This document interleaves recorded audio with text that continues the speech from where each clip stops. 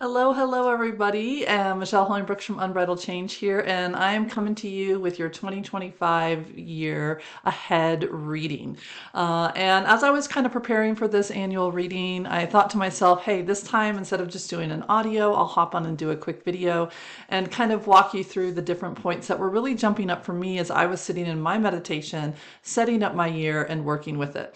So I love to bring in and to mix together both numerology and kind of a card draw in my readings, along with I throw in some astrological stuff, but that really kind of gets into the weeds. And so I figured I would try to stay more in alignment with the numerology, sprinkling in a little bit. And at the end, there is a card draw that will support you with what your personal year is calling forward for you to kind of give a heads up and awareness of. So in numerology, it's a beautiful divination tool and science, so to speak, where it brings together the archetypal patterns that is inherent in each of the different frequencies of numbers. And when you do that together, it's a vibration. And so each number invites us into a different vibration that resonates and brings up different ideas and inspiration and invitations that correspond with some of those core themes that is in the universe and works with the laws of creation. And this year in 2025, for those of you who don't know how to do numerology, just the quick thing is you try to add up the sums of the numbers of whatever it is you're looking at and break it down to single digits. And then you just keep adding them together and reducing it down to a single digit of between 1 and 9. And so for 2025, it'd be 2 plus 0 plus 2 plus 5. And if you add that up, that equals 9. 9 is a single digit, so you don't have to go any further. So that means that this coming year, numerology wise, is a 9. And the archetypal pattern of the 9 typically represents the endings because it is at the end of the cycle, 1 being the beginning and 9 being the end, because 10 is 1 plus 0, which then reduces itself down to 1, so it's 1. There are some master numbers like 11, 22, but that's going into the weeds. Try to stay in the present with this. So with 9 being an ending point, it often is interpreted and brought in through that lens. So this would look like in 2025, we can expect a year of endings, personally and collectively. We'll be exploring and reflecting in and all that endings bring, of allowing us to both nostalgically lean into that which was and the fruits of it and the joy of it. But there's that bittersweet energy with a 9 of releasing one form of being and our attachments to it, whether we liked it or not, and allowing ourselves to let that go and then welcoming something in new. And that means it also has mixed in it with this idea of dreaming, of inviting ourselves to start to begin to muse about the new possibilities that can come forward and really give birth to us, and in this case, in the coming year. So while that 9 energy is bittersweet, it has that essence of ending to it. It also has this essence of possibilities of what can come forward. And it really archetypally invites us into remembering that we are part of bigger cycles, that for every death there is a rebirth, and that in that cycling, we believe that we are ultimately at the driver's seat of that. We get to decide who, what, when, where, and how we open up to something and close something down, and what's going to happen to it in that lifestyle. But the 9 energy really reminds us that it's a little bit more than that. So while yes, the pretty reading of the 9 energy that we could put on a postcard and put up is this is going to be a year of completion. This is a year of allowing yourself to come to an end of one cycle and opening up to another. But what does that look like? Boots on the ground version, we can stay in that beautiful Mary Fairy nostalgic version of what that 9 energy is, but it's not really helping us out. It's not us helping us land into what really is being asked of us and what is coming forward.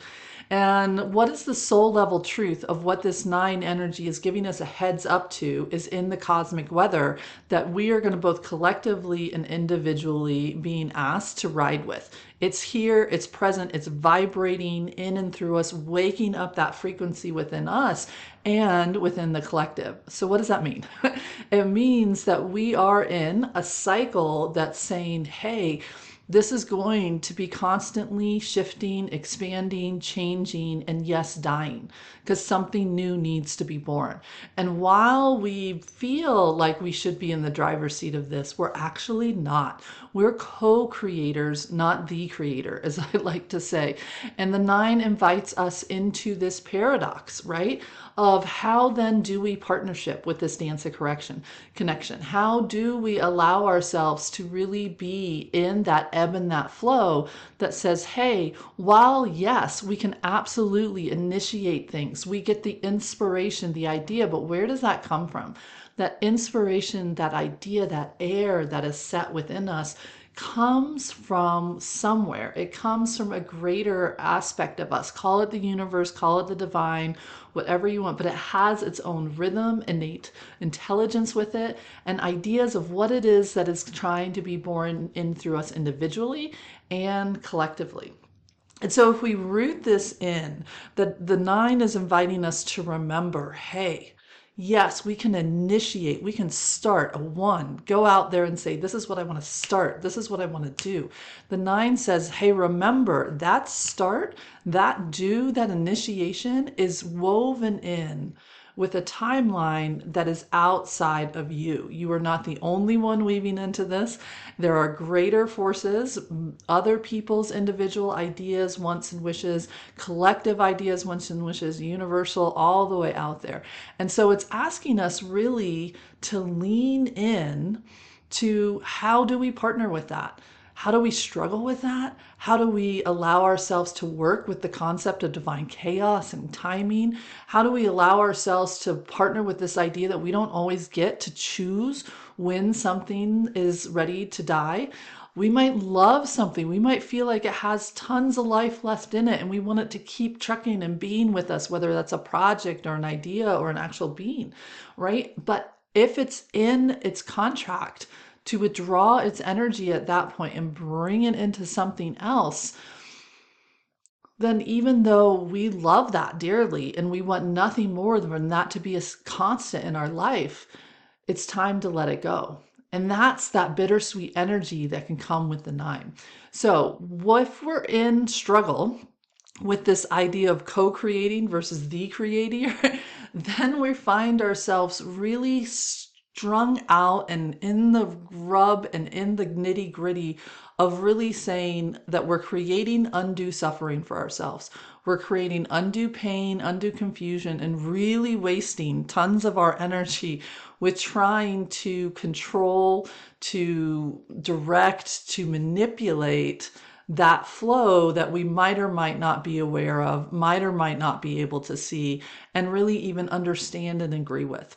And so that's what's up with the nine energy, is it reminds us that in this process of creation, from that spark of that one kicking off all the way through to the nine, that everything has a beginning and an end, has a middle, has an expansion.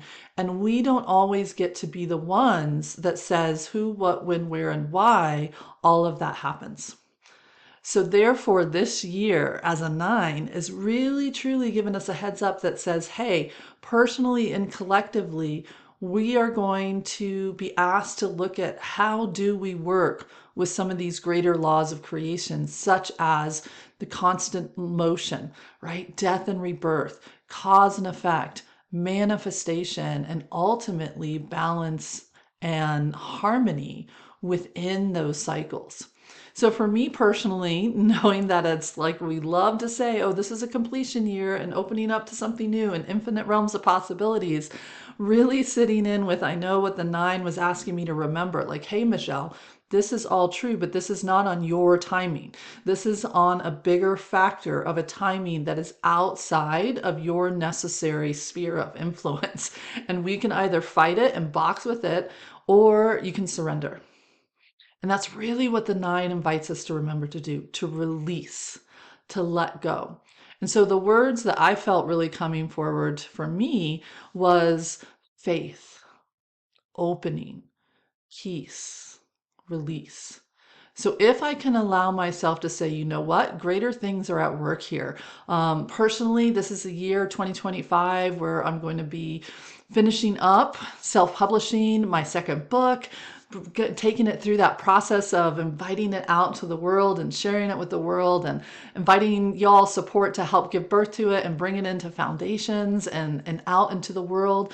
I'm going to be inviting it into allowing myself to share that and the different expressions of what that is and give birth to that. I'm also going to be releasing attachments to other ways of being and allowing myself to grow kind of beyond that. This is a year where one of my oldest daughters, he's a junior in high school, going to be turning into a senior. What is that like? That is change and transformation there.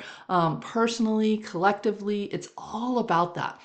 And I can either be trying to struggle and think it's my job to control, to do all the different things with it, or I can let go. And if I can let go, if I can have greater faith and be willing to be with what is, be open to what is happening in and around me, what is stirring within me, if I can be in a place that's open to allowing the insight of spirit to help guide me, to give me nudges and to when to move and how to move and when not to move and what not to do, then I'm more willing to be in divine timing. Right? I'm more willing to be in a bigger cosmic cause and effect wheel that I don't have to have my thumb on, right? That I don't need to be worrying about manifestation of bringing everything in and keeping everything exactly how I was first inspired. It's really inviting myself into greater what? Greater inner peace, because then I'm not struggling as much. Then I'm not sitting there with my own personal wants, ideas, and wishes and measuring everything against that stick. That would create a lot of suffering within my own life. So if I can hop over to a true release, let go of the wheel, so to speak, put down the emergency brake and just say, you know what? Here's what's on my side of this equation that I would like to do in 2025. Here's opening up to the universe. I'm now letting go and I'm following the bouncing ball. I'm moving into action when I'm guided. If I can do that to the best of my ability and course correcting when I realize that I have gripped the wheel back, I've pulled the emergency brake and I've said, I'm not moving until yada, yada, yada, that if I can let that go, then I can give myself the gift of peace. Inner peace, right? I can give myself of enjoying that ride versus being stressed as heck as I am in that manifestation cycle. I can enjoy my ability to lean into those bittersweet moments of really loving what was, how it served me, and letting that go, holding it lightly so that a new joy can come in, a new way of being and expressing, a new way of partnering with myself, with my business, with my work, with clients, with kiddos, with all the above, right? It can be in there. So the big question that I feel that the 9 energy is really bringing forward this year is, will I let go? Will I release that need to control? I've already worked on this quite a bit in my life and in that era of being with that. The name of my organization is Unbridled Change. So this is something that I've had to partner with for the last 17 years as it has gone on its journey. And can I do it a little bit more? Right? Can I even more? Take a breath. Open quicker to that guidance instead of staying in my own system and running up and down and trying to figure things out. Can I allow myself to release that need to control, to understand who, what, when, why to the 100th degree, to plan contingencies, ideas, and instead just stay close in? Realizing that this year is about shifting and changing. This year is about allowing ourselves to release our attachments to what was so that we can simply say yes. Say yes to a universe guiding us into what wants to be without necessarily knowing what that's going to be.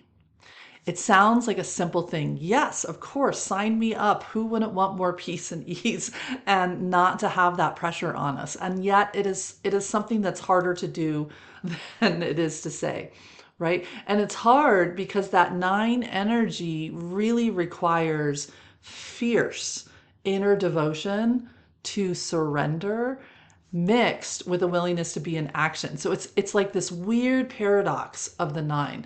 The nine invites us to remember that there's this whole cosmic stream that's happening, and that we are a part of that, that cosmic stream is within us and we're also a part of it.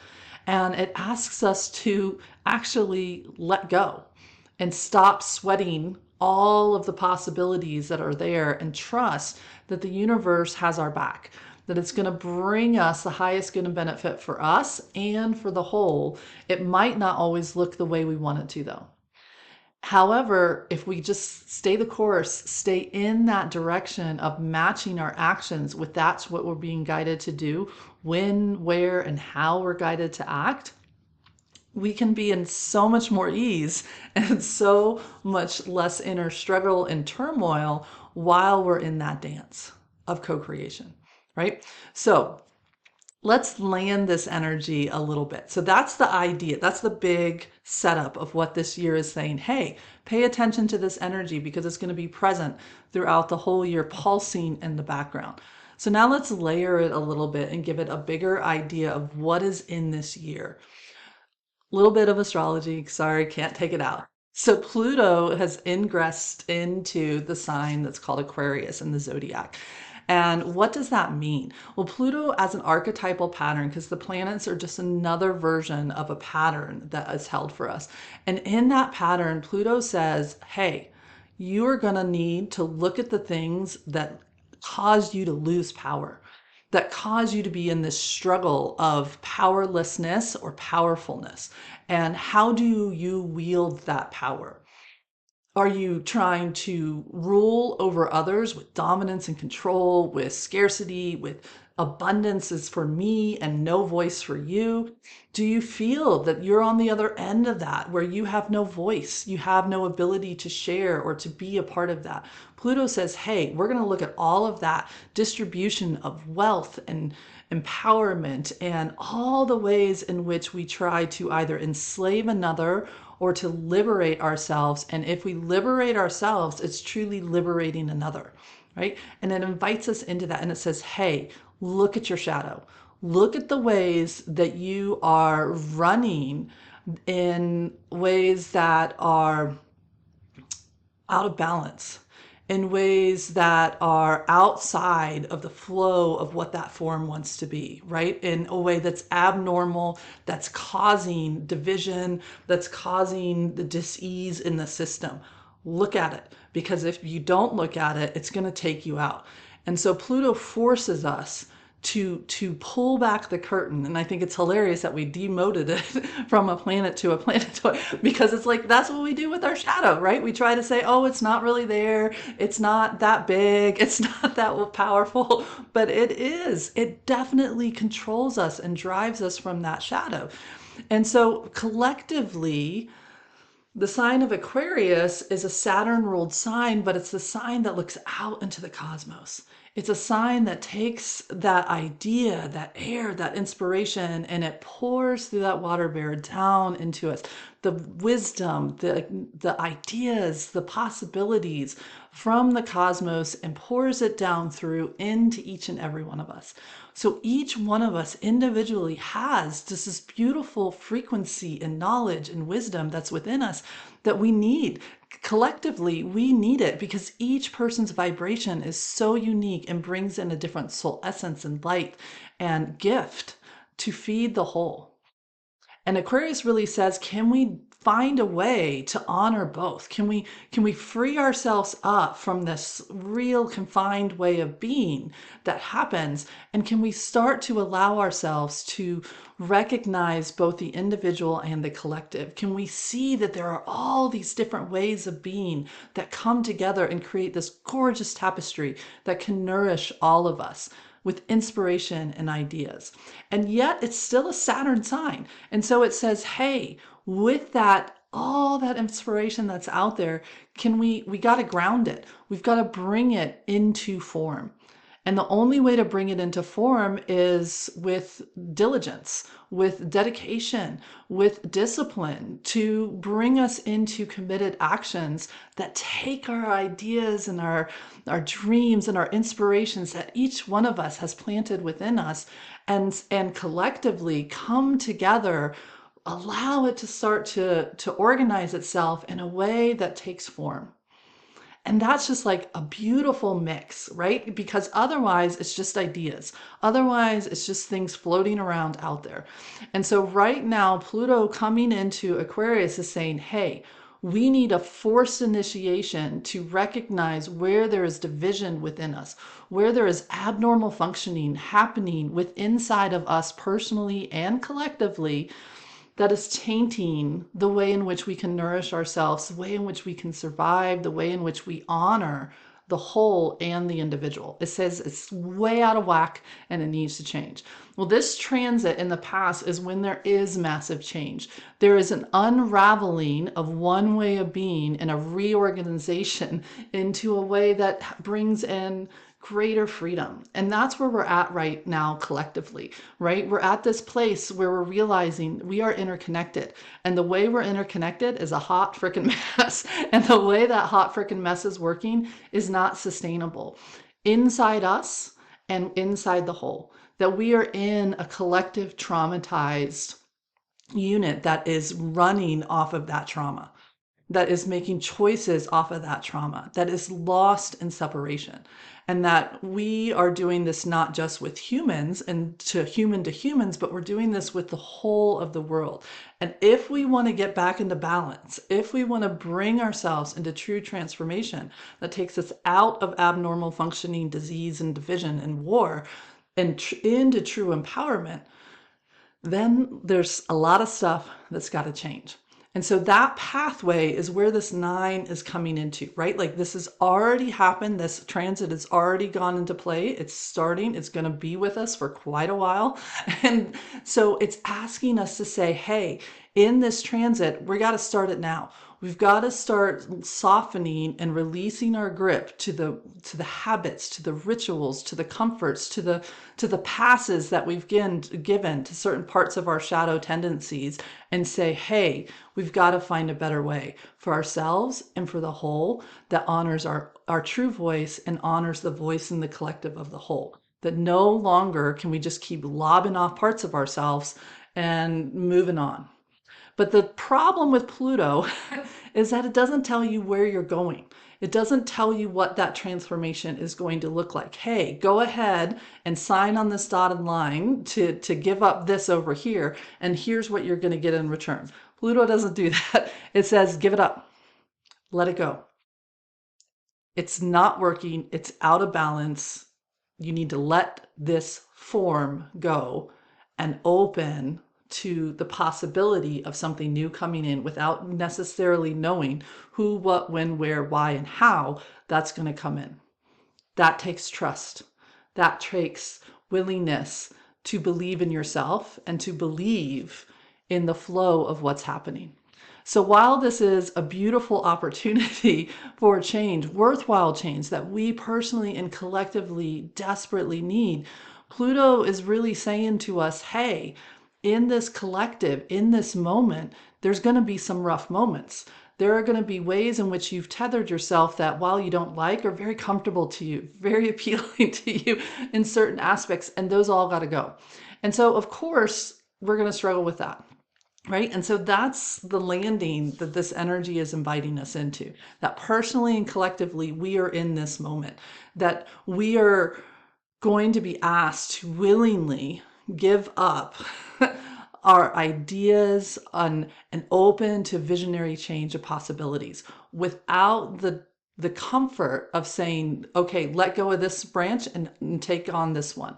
That is going to be constructed as we let this go, both personally and collectively.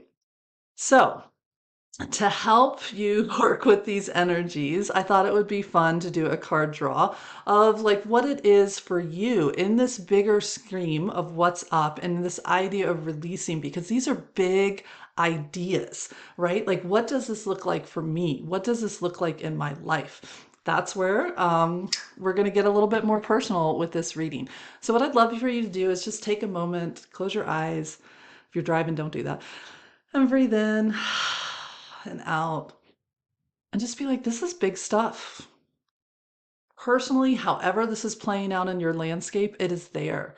Collectively, we know how that is playing out.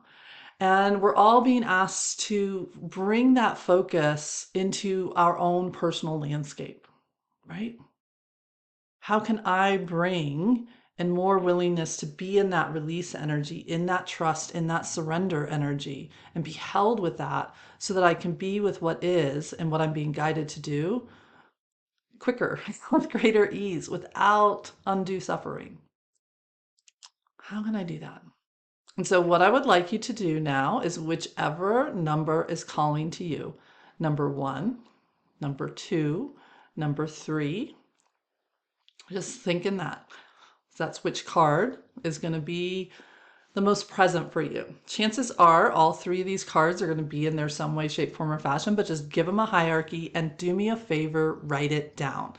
Don't be like, oh, I'm this number and I'll save it, because you won't. It's human nature that will try to waffle it around and be like, oh, I saw this one and then I saw that one. So I'll give you one more pause moment, another like 15, 30 seconds.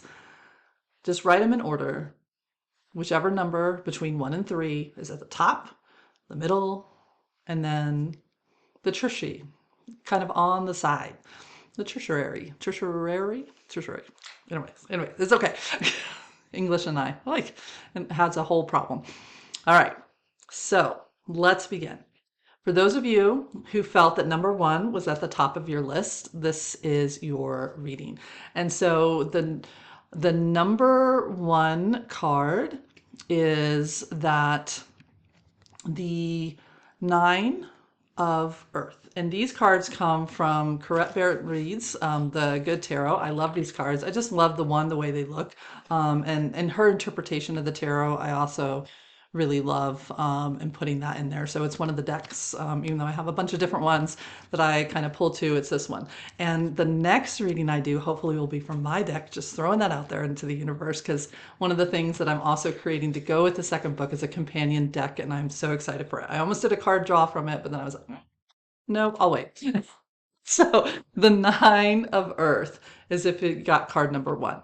So if this card was calling to you, this is a year in which the themes of self-discipline and self-reliance are going to be a place of growth for you throughout this year. It represents learning how to cultivate the resources within you. The earth within us gives us that sense of foundation. It gives us that sense of that there's something to come home to feel that we have a central earth to hold us, like a hearth that we can sit at, that's comfortable, that helps us feel safe, allows us to feel empowered to even then go back out into the world and to launch ourselves off of. And so we want the earth within us to feel stable and secure. And the 9 of Earth really invites us into that concept of the foundational stones, like that stone that you put into place that locks everything in and holds it and makes it feel stable. But we're working with 9 energy. And so bringing that together, that this is going to be a year that represents really learning how do you cultivate that inner sense of reliability? How do you cultivate that inner idea of I have the ability to resource within myself that which I need to feel that sense of stability? How do I partner with things like self-control, self-discipline?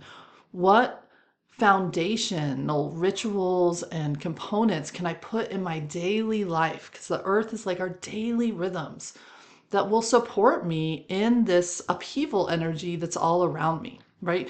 We don't want our earth to be changing. We want it to be solid. We want it to be there. So in this time of transformation and change, it's gonna feel like something's not holding us together, like we're stepping on foundations that we can feel are crumbling all around us. And in this energy, how do you find that sense of stability? How do you find that inner strength, how to resource yourself with trustworthy spaces, right? To do that, it takes a habit of pauses, of places where you can bring in meditation and a little oases that allow you to sit with, to pause and reflect and have discernment on what is happening in and around you, and really recognizing those different areas that you're spending your time and your treasure and your resources with, right? The earth within you, to give yourself that space. That's going to be a key component for you this year. And how do you do with that space? Do you let it be there? Does it get filled up with other things and busyness? Is it something that, oh, it's on my to-do list, but I always forget to kind of check in? So then I'm running on my own. I'm running in my own little structure, trying to hold myself up and everything else around me, and I'm going to get tired. So the trick that this card is inviting you to really lean into this year as you're working with this 9 energy is to really slow yourself down long enough so that you can have built-in places that really help you like reflect, visualize, and see how you're directing your resources at any given moment. And then committing to the diligence, right? The discipline work of that tilling the earth that really can come forward to help you create that which is wanting to be either brought forward or releasing that which is no longer serving. So that's your personal reading for year 2025. Okay. So wiggle, wiggle, wiggle. For those of you who picked card number 2, that this card is the Queen of Fire. And in the tarot deck, while yes, these are like a king and a queen and different things like that, it's just inviting us into different energies, like a yin and a yang. So even if you are of a masculine energy, the queen does not disperse you or hurt you in any way, and vice versa if you get a king card or what is more of a masculine card in the tarot. So the Queen of Fire, she is really, if this one is calling forward to you, that this is a year of creativity. This is a year of collaboration, of soul connections, of allowing yourself to awaken and partner with your own inner passions that are coming from your soul and even from others. And how do you allow those to grow and tend to that inner flame within you? This card is really representing that these themes are going to be up in a place of growth for you this year. So perhaps the idea of co-creating, while that sounds super appealing to you, there is a part of you that is pulling back. That's like, ooh, I don't know about that. Like this idea that I can share my ideas or my inspiration with another. Will they trust it? Will they be a trustworthy friendship with it? What will happen in that? What are all the ways in which that flame that wants to be born and tended to and brought out to shine for all the world to see? What are all the ways that I'm going to try to snuff it out, or I'm afraid others will snuff it out? Like the inner doubts and the fears and the maybe old habits of people pleasing, of like morphing yourself to meet others, all these different ways that we try to stifle and smother and restrain ourselves to keep our inspiration safe. This Queen of Fire, she is saying it's the exact opposite energy. Instead of trying to keep it close in so that that way it keeps it safe, it's like allowing your compassion, your inspiration, your creativity to come out. Allow it to be fed by others and for you to feed others. Allowing that spark and that fire energy and that element of fire to come in there and dance together with others. So this year, you're going to have the opportunity to really release and look at and illuminate and see all the ways in which you're going to want to restrain yourself and try to control those connections in order to keep that flame safe. And how then can you figure out, so the trick of this card that is really inviting you to see is like, how then do you do that in a way that brings in that dance of co-creation? How do you lovingly work through those fears and those blocks so that the fire within you can guide you? Because it's a beautiful thing about fire is it has a natural inner North Star. It has a guidance, it has a knowing, it has a wisdom within it that really can help you grow it. And in addition to growing it within you, it is a beautiful light to an inspiration to others. So it's a win-win if we can get it there. And in this year of releasing and in this year of new beginnings, it's like not trying to keep old flames alive and then losing the new ones. It's like, can I allow myself to be guided in how and when and where I'm dancing with that inner creation and that flame? So that's your personal reading for 2025 if you picked number 2. Okay. If you picked number 3, then your card is from the major arcana, which is the sun. And in the sun element is a really interesting one.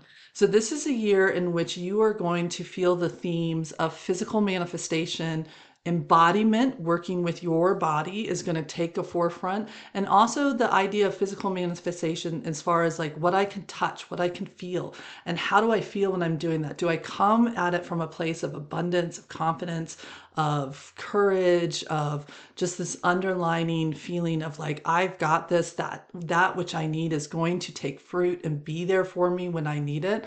Or am I in the opposite? So the sun in traditional astrology, along with the moon, are the representatives of the giver of life, where the moon is more about how do we feel on the inside, like what are our emotions, what are our ideas, what are our desires and our passions, how do we relate in that interconnectedness, the things that are not as tangible.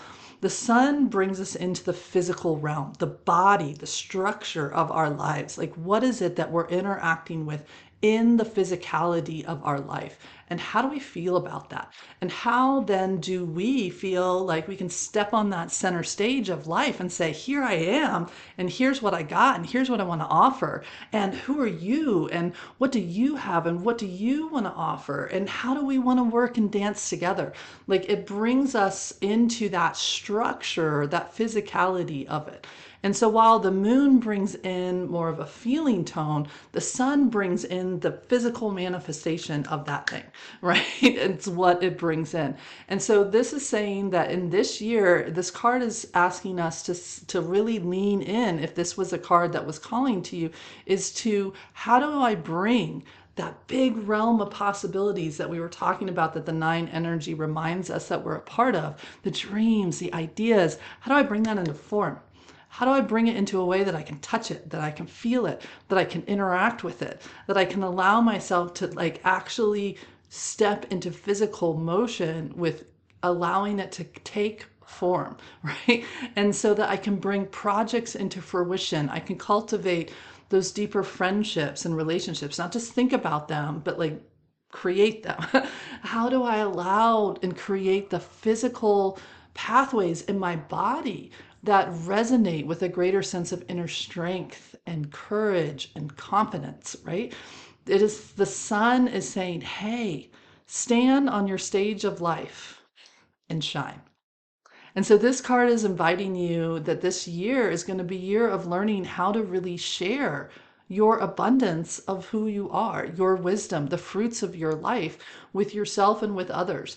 And then how do you allow them to share their sun with you, allowing both of you to shine on each other without feeling like you've got to diminish yourself or over project yourself? Like, what is that balance? What does that look like? And so the tricky parts for this particular card is going to be looking in how we might try to control that. How might we try to diminish either our own light so that others feel comfortable? How do we kind of push them off the stage of our life so that we feel like we're in the center stage? Do we allow them then to have their own stage? Like, what are we doing in here? What's the physical representation of our dreamscape too? Like, how do we bring our dreams into reality? And where do we kind of allow somebody else's sun to create the central organizing structure of my life? Or where do I remember, like, hey, they have their life, I have my life, and they don't have to truly match. I don't have to orbit around their world. I can create my own, and they can have theirs, and they can support each other. So this year, just be on the lookout for those different areas for you if this card came forward, because you're going to be having opportunities to really give new ideas, new gratitude for your own things that you have, your treasure, your talents, your different resources within you. And how do you want to create and bring those together that give you the fruitfulness of those in a way that you feel is in alignment with who you truly be? So I'm truly excited about this year that is ahead of us. And I hope that this reading has helped to start to land some of these energies and also open you up to some of the themes that you might already feel are present and coming into this year. I invite you to sit in a meditation with this and just kind of reflect and ask, like, where would Spirit like to bring my attention to this year? And how would it like to invite me into partnering with this nine energy within me, knowing that this nine energy is this paradox of like infinite realms of possibilities and ideas, then also releasing the need to try to control it, to manage it, to manipulate it, to hold that weight within yourself, that we can release that, open to trust, open to surrender, and mixing that with the three cards, whichever one was calling for you. I also know that transformation can be kind of big, right? That consciously connecting with transformation can feel overwhelming. It can feel isolating. It can feel like, I don't know where to go, what to do. And so having the support of a seasoned traveler on this journey of transformational change can be super supportive. And so that is what we are here for in 2025 and all years, is that we're here to help you. And so if you are new to me and you find this reading supportive and you like the ideas of this, or if you're even not new to me, you should check out our website. We just got a new refreshed website. I'm so in love with it. My team did an amazing job with it. So it's so much easier to move around and see all the different resources that are there. It's really designed to be like an oasis, like a sacred space that you can find the support like right at your fingertips with different free resources, different on-demand courses, and then even information about spaces of how to get into live programs with me, both short form ones and longer, like multi-month ones with me, that really dive in to supporting you on your journey of transformation and change. Because I know that while we're all collectively going through this, how it is expressing with each one of us is deeply personal. And I have a whole host of offerings to be able to meet you in that space. So check out our website, check out our social media channels. I'm going to try really hard in 2025 to be more active and more available, and in with those quick insights and tips. And also sign up for our newsletter if you haven't already done so. The link will be in the notes below this video.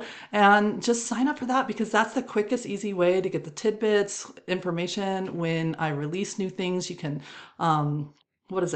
follow us on the channels and like us and be on the alert. So when I need to drop new tips and insights and information and resources, you'll be the first to know.